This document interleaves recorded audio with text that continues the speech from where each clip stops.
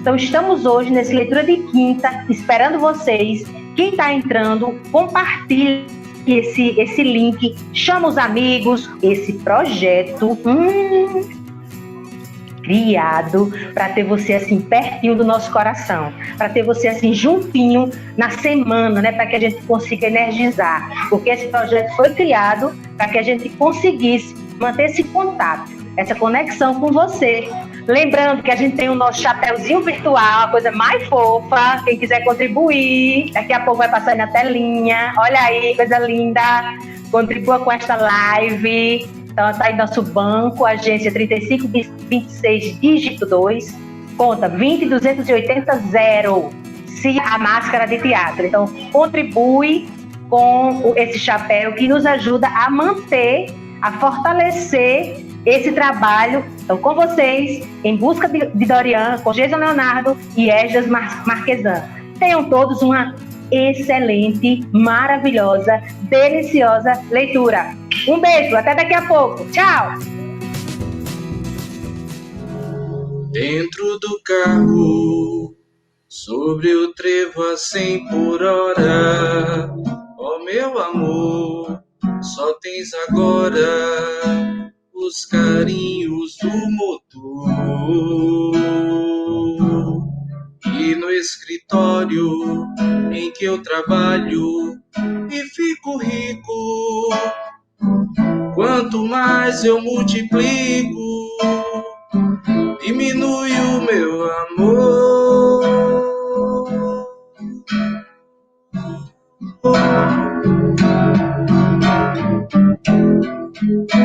Em cada luz de mercúrio, vejo a luz do teu olhar. Passam praças, viadutos, nem te lembras de voltar. De voltar, de voltar. No Corcovado, quem abre os braços sou eu. Copacabana, esta semana o mar sou eu. Como é perversa a juventude do meu coração, que só entende o que é cruel, o que é paixão.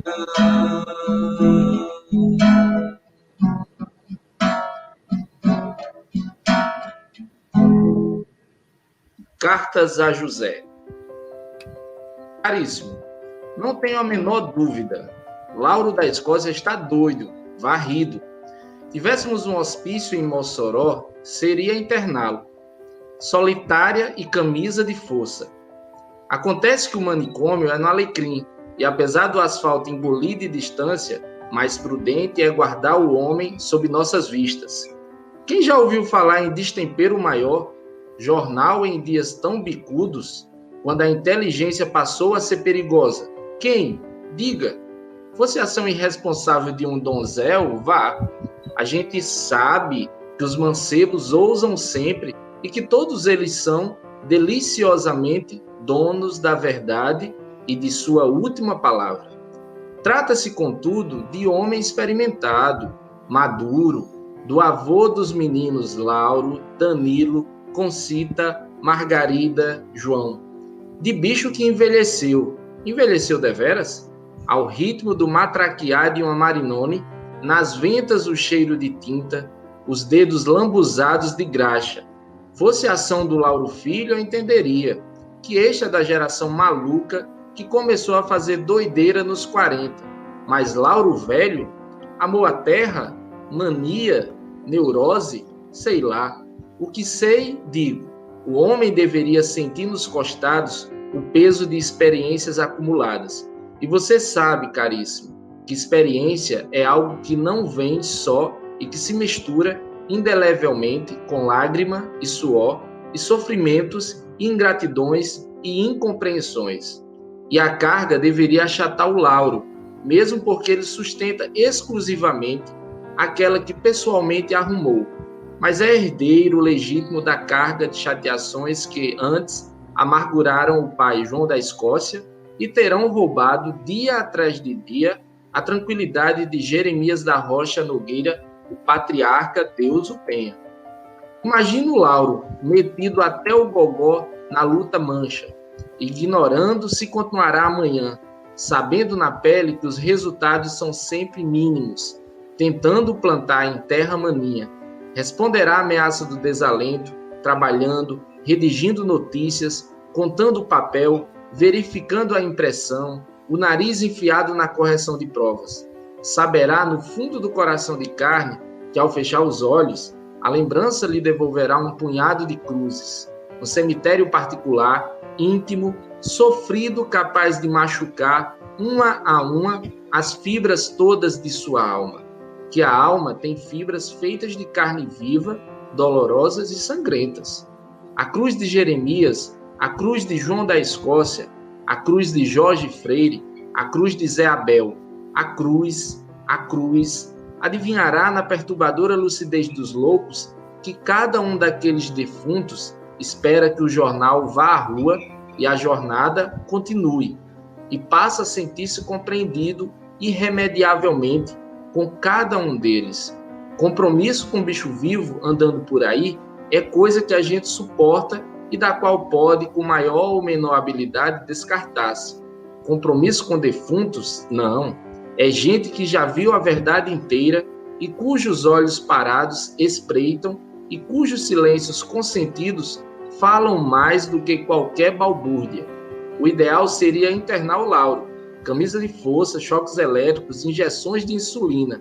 Já que assim não fizeram, ou que assim não foi possível, é ajudá-lo, para que não se sinta só na sua doideira, para que os seus desvarios de homem inevitavelmente teimoso tenham a ilusão de que está contido num quadro de normalidade, compreendido e justiçado, auxiliado pelos que podem oferecer o arrimo de sua ajudazinha qualquer. Jaime já disse presente. O meu presente fica aqui. Para logo o presente de Rafael, o presente de Vantan, o presente de quantos a partir de agora estão obrigados. Só Deus sabe como e porquê dos nossos loucos a ilusão de que é um homem lindamente normal.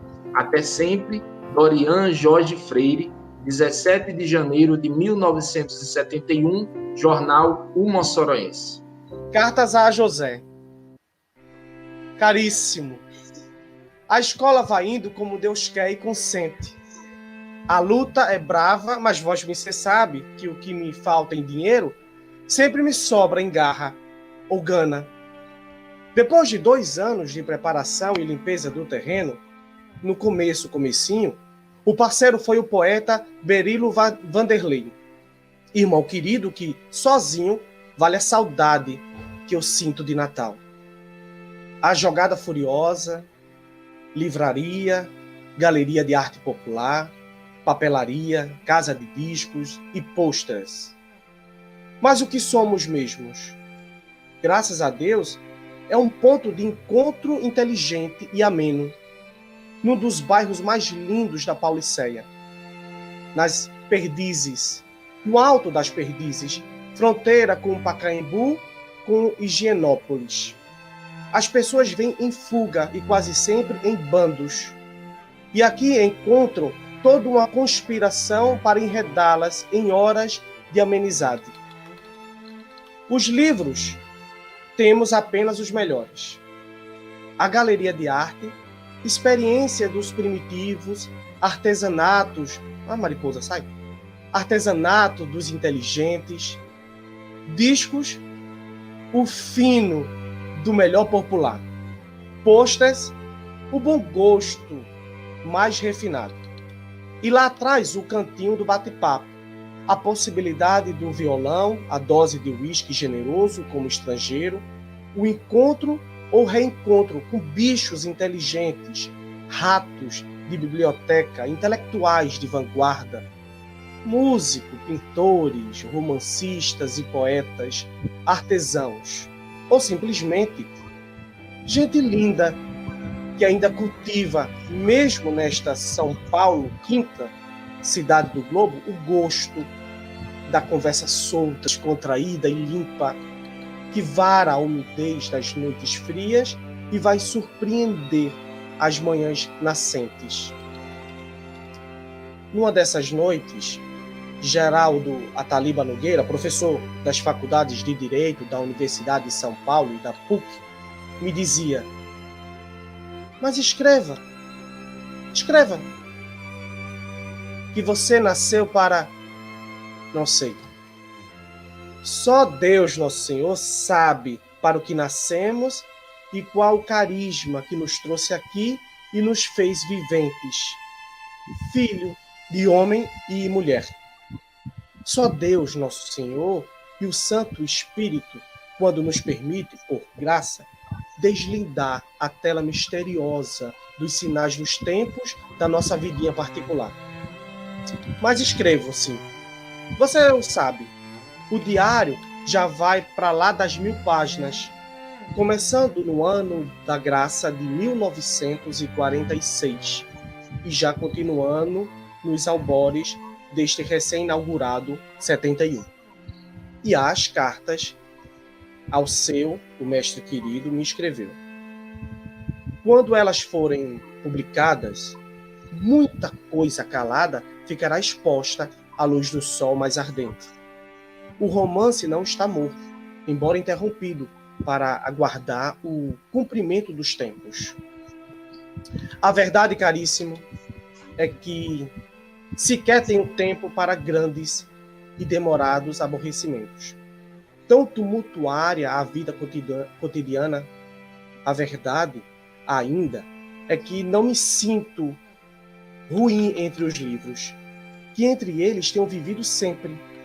Alguém disse que nunca haverá uma tristeza tão grande que não se dissolva, que não se amaine na intimidade de uma boa leitura. E assim é. Sem falar no prazer grande que é o de selecionar os livros, falar deles, e neles e deles, descobrir a sua mensagem, aprofundar-se no seu contexto e as fronteiras dos grandes rios e encontrar, tantas vezes, o milagre das palavras vivas. Não se pode perder as esperanças, nunca, quando tantas coisas maravilhosas continuam sendo escritas aqui e lá fora. Quando tanta humanidade continua sendo tecida, tantos dramas aprofundados, o homem continuando em processo, crescendo contra todas as pressões e limitações, correndo no desafio às mais espessas leis da gravidade e do equilíbrio. O ano que passou foi um negócio. Qual de nós esquecerá 100 anos de solidão? Quem não ficou marcado até o âmago pela magia das páginas de Hesse e os cantos de Maldoror, de Laudremont, em vernáculo, Leon Bloy, santo de minha devoção, depois de lê-los, rugiu em meio à sua pobreza e à conspiração do silêncio dos conchos de seu tempo. É superior a todo Baudelaire.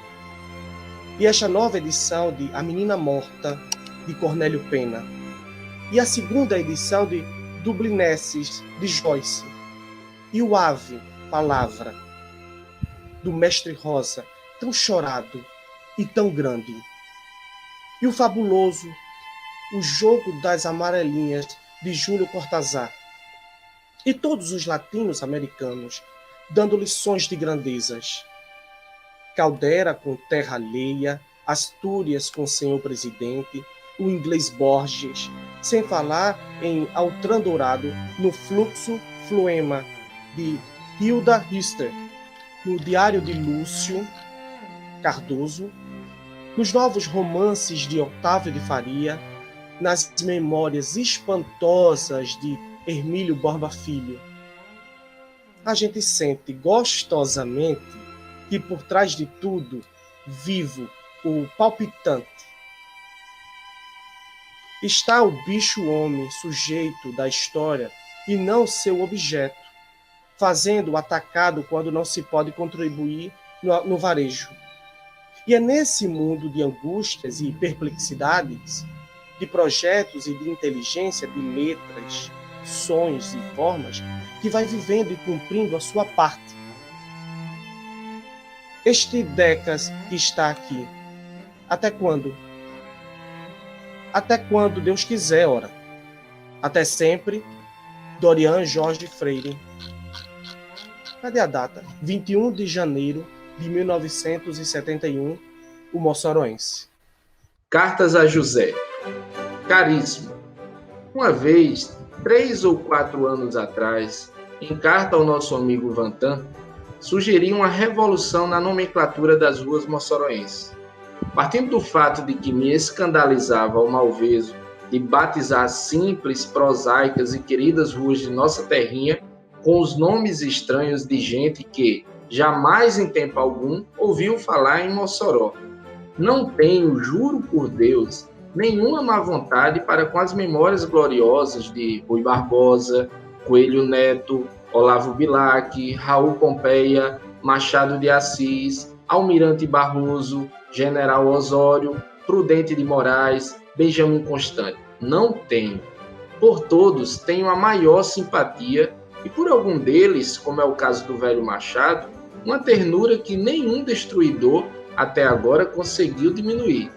Acho mesmo que em algumas ruas, avenidas e praças, os seus nomes colam bem, mas acho principalmente que ruas, praças, avenidas, becos moçoroenses deveriam ostentar os seus nomes de origens ou os nomes daqueles e daquelas que, de uma forma ou de outra, assim ou assado, significaram e significam alguma coisa na história de Mossoró. Ao ilustre Vantan, mandei até uma relação de nomes, e o historiador inteligente, cujo bom gosto você e eu conhecemos, respondeu com simpatia à ideia de seu admirador e amigo. Seria o caso de encaminhar a tese e os nomes ao exame dos vereadores de Mossoró e do prefeito Antônio Rodrigues de Carvalho? Talvez, ou certamente. E a ideia poderia, de pronto, conquistar alguns padrinhos de primeira grandeza. Os Lauro da Escócia, o Jaime Hipólito Dantas, o Rafael Negreiros, Renato e Paulo Gutenberg, Van e Vantan, além de outras pessoas de igual boa vontade. Não se trata de dar às ruas apenas nomes de tipos populares, e isso seria belo de morrer. Benício Gago, Paul, Catarina do Caroço, Zé Alinhado, mas batizar nossos logradouros públicos com nomes de pessoas que marcaram sua presença em nossa terra. Lá vai uma lista: Friso, Chico Pascoal, Cali Nascimento, Velho Darico, Marcos Monte, Gabriel Varela, Rubira, Monsenhor Barreto, Dona Isaura Rosado, Dona Maria Maia, José Menezes, Manuel Negreiros, José Porcino, Loureiro, Horácio, Costinha de Horácio, José Otávio, João Niceras, Padre Elesbão, Cônego Ramalho, Amâncio Leite, Chico Souto, Jorge Freire, Totô, Enéas Couto, Enéas Reis, Miguel Faustino, Dona Justa, Viriato, Chico Bessa, Dona Sinhá, Dona Belisária, João Capistrano do Couto, Senhor Nogueira, Alfredo Simonetti, Seu Negócio, Prego Dourado, Saboinha, Edson Saboia, Escocinha, Dona Maria Dolores, João Marcelino, Chico Duarte, Alexandre Saturnino do Couto, Doca Couto, Tagino Soares, Edgar Medeiro, Chico do Canto, Joaquim Borges, Solon Moura. Gente que foi político, que foi prefeito, que foi vereador, que foi músico, que foi jornalista, que foi professor, que foi tipo popular, que foi comerciante, a Rua Delfino Freire, que foi vigário, gente que foi gente como a gente. Sem esquecer de rebatizar as ruas com os seus nomes velhos, antigos, das Flores, das Açucenas, do Lixo, Rabo da Gata, Chapéu Cagado, da Frente, do Meio, de Trás. Uma cidade assim seria mais familiar, mais comunidade de amor, de saudade, de ternura. Seria algo quase inédito no Brasil. Eu digo quase. Em São Paulo, temos a Rua Olga, Avenida Angélica, Rua Dona Veridiana, Marquês de Itu, Largo do Arouche, Alameda Notre-Dame, Avenida Prestes Maia e Faria Lima, Rua Bela Sintra, Rua Caio Prado, Rua Vanderlei. Além de ruas com nomes de países, nomes de estados brasileiros, nomes de flores, nomes de bichos. Eis uma sugestão, caríssimo, que por seu intermédio encaminho aos vereadores de minha cidade e ao seu ilustre e jovem prefeito. Até sempre, Dorian Jorge Freire, 24 de janeiro de 1971, Jornal O Moçoroense. Cartas a José. Caríssimo. Suas falsas amizades não são eternas. A gente ou é amigo para a vida e para a morte, ou não é amigo. Só as amizades que suportam tudo, que desafiam o tempo, as brigas, as incompreensões, os interesses, as diferenças políticas e religiosas, a diversidade de temperamentos, são as autênticas. Eu só acredito em amigo da infância, e já tenho dito e escrito que sou amigo de verdade. Sou amigo de Platão. O meu amigo pode ter defeitos, como eu os tenho. Pode ter tantos vícios e tantas misérias, quantos os que carrego. Mas se é meu amigo, aguento a mão e morro de amores por ele. O silêncio que às vezes se estabelece entre nós não destrói coisa alguma. Aumenta a saudade, dá vontade de ver de novo, infunde mais ternura às nossas lembranças. É possível esquecer a primeira namorada, as primeiras namoradas. Talvez. Mas os amigos primeiros, nunca. Viva a idade de Matusalém. Não esquecerei meu branco, Danilo, Valdenício, Helder. Como não esquecerei Jaime, Pedro Batista, Wilson Lemos, Lauro. E poderia enfileirar Guido, Chico Pascoal, Cidinho, Câmara, Irineu, Apolônio, Jório, Luizinho, Máximo, Raimundo Queiroz, Fausto, Zé Maria Brasil, Aragão, Souza Luz. Os parentes a gente não escolhe. Aguenta-os, às vezes como um fardo ou uma sina. Os amigos não. A gente escolhe, prepara, influindo neles, recebendo as suas influências. De forma que, a certa altura da vida, somos todos uma síntese, não apenas de nossos pais, de nossas leituras, de nossos estudos, mas igualmente de nossos amigos. Alguns judiam da gente, deixam-se vencer pelo tempo e pela distância e fazem como o cruel Jaime. Não escrevem, não piam, não tugem nem mugem. Outros aparecem com a irregularidade de Helder, mas outros somem, como Lauro Filho e como Pedro Batista de Melo. Alguns terminaram sua missão e já estão com Deus. Chico Pascoal, Aragão. E a gente que mora longe fica à mercê da generosidade dos monstros, sabendo as coisas com um atraso de doer.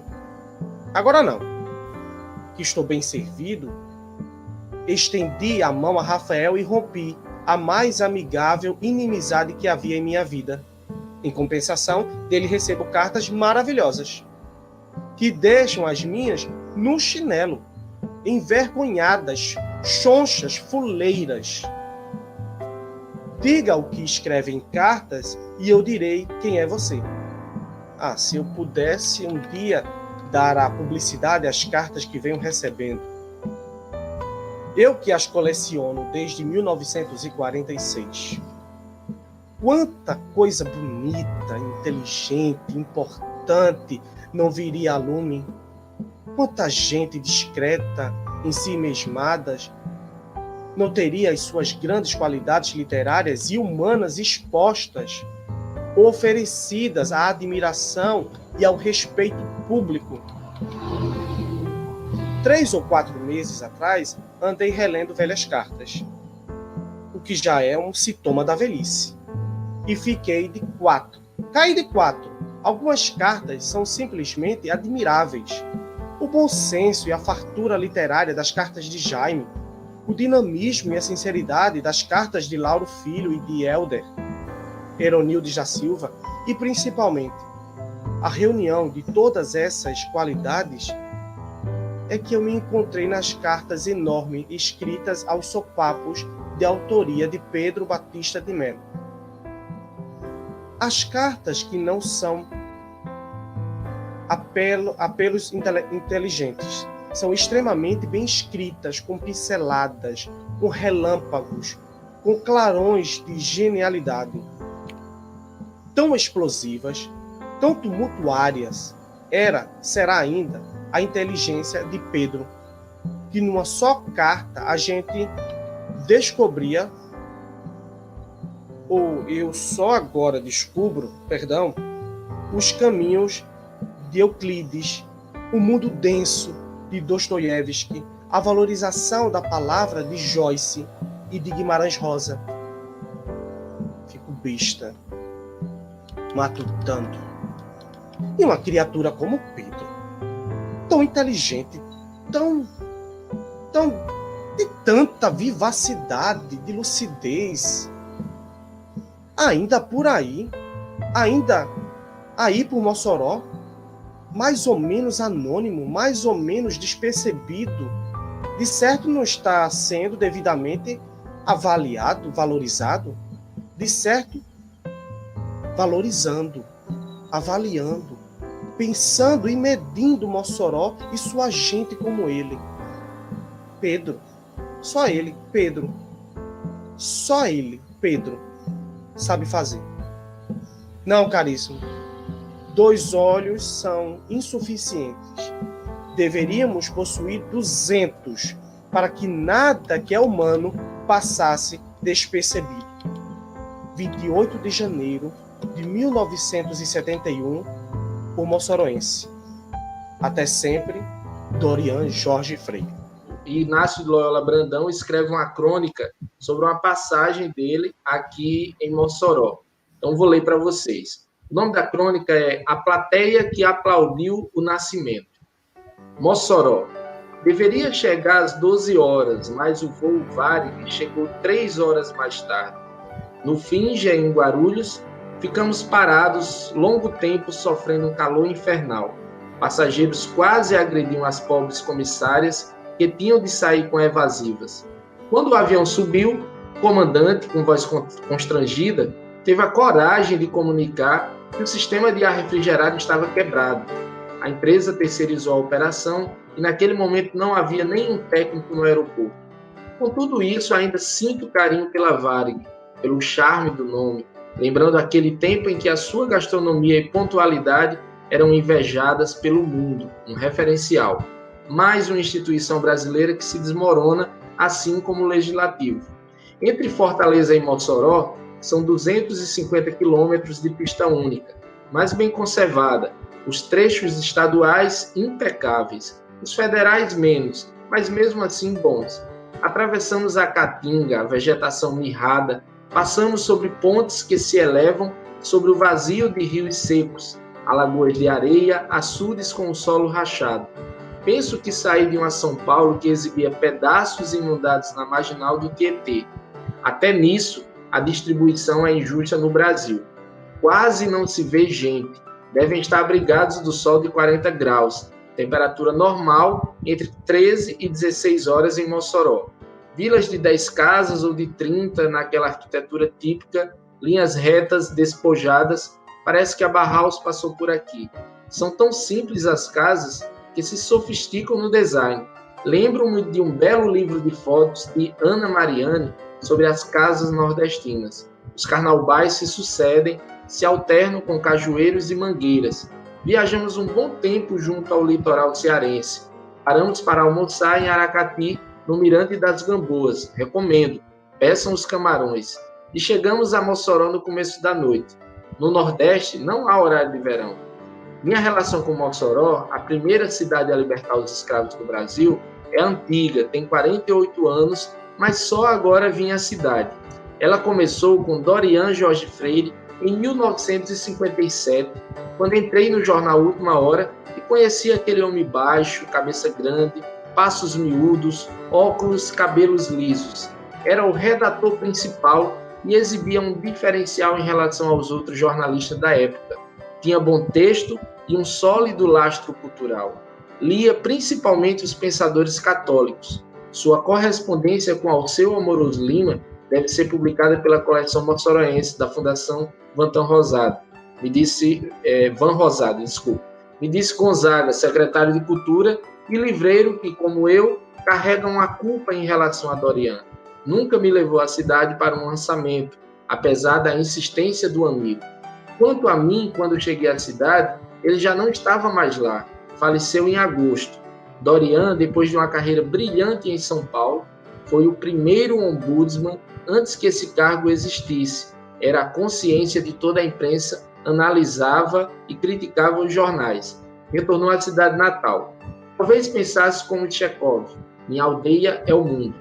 Jornalista, cronista, senso crítico agudo, ácido muitas vezes. Publicou 2 livros, Os Dias de Domingo e Veredas de Meu Caminho, e deu aulas na Faculdade de Jornalismo. Sabia dizer em 4 linhas o que outros fariam em dezenas de páginas, disse Vantan Rosado. Se cada cidade brasileira tivesse uma coleção como esta moçoroense. Já publicou mais de 4.000 textos, 1.000 sobre a seca. Aziz Abe Saber, esse homem admirável, se admirou com o material que ela encontrou. Mossoró realizou sua primeira feira de livros, modesta, pioneira. Porto Alegre teve sua primeira, hoje tem mais de 50. O que importa é iniciar, falar de livros, deixar o povo vir e mexer, fazer as crianças se habituarem. A cidade, que é rica em petróleo e salinas, tem uma enorme autoestima e isso é invejável, fundamental. José Castelo abriu a feira. Eu fechei, na noite de sábado, no auditório da Estação do Livro, a antiga estação ferroviária recuperada, que agora passa a se chamar Auditório Dorian Jorge Freire. Ele vai ter estátua na praça onde morou a vida toda. Estará sentado olhando para a biblioteca que ali foi instalada e para onde transplantarão também seus livros, imenso acervo. Nessa noite assistida por Raíssa, filha de Dorian, os aplausos acabaram divididos, mas tenho certeza que meu amigo não se agastou, como dizem pelo Nordeste. Quando entrei, coloquei meus cadernos e livros sobre a mesa e mostrei lições. E a carga deveria achatar o Lauro, mesmo porque ele sustenta exclusivamente aquela que pessoalmente arrumou, mas é herdeiro legítimo da carga de chateações que antes amarguraram o pai João da Escócia e terão roubado, dia atrás de dia, a tranquilidade de Jeremias da Rocha Nogueira, o patriarca Deuso Penha. Imagina o Lauro, metido até o gogó na luta mancha, ignorando se continuará amanhã, sabendo na pele que os resultados são sempre mínimos, tentando plantar em terra maninha. Responderá à ameaça do desalento, trabalhando, redigindo notícias, contando o papel, verificando a impressão, o nariz enfiado na correção de provas. Saberá no fundo do coração de carne que, ao fechar os olhos, a lembrança lhe devolverá um punhado de cruzes, um cemitério particular, íntimo, sofrido, capaz de machucar, uma a uma, as fibras todas de sua alma. Que a alma tem fibras feitas de carne viva, dolorosas e sangrentas. A cruz de Jeremias, a cruz de João da Escócia, a cruz de Jorge Freire, a cruz de Zé Abel, a cruz, adivinhará na perturbadora lucidez dos loucos que cada um daqueles defuntos espera que o jornal vá à rua e a jornada continue, e passa a sentir-se compreendido irremediavelmente